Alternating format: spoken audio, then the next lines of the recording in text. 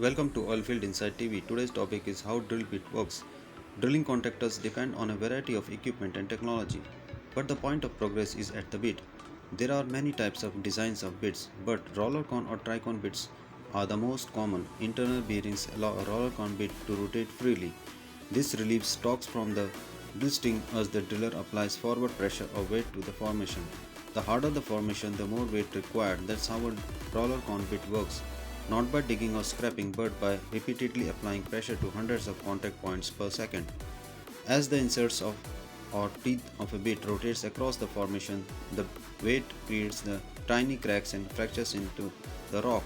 The rock then breaks away into fragments called cuttings, but chipping away the rock is only part of the progress.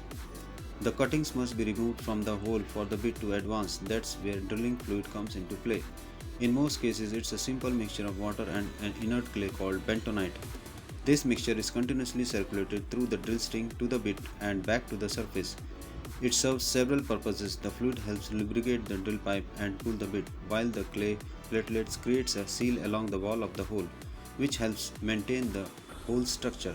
The clay also improves the water suspension properties, allowing it to lift and transport the cuttings to the surface, like a liquid conveyor belt. At the surface, the cuttings are separated and the clear fluid is recirculated into the hole. Thanks for watching.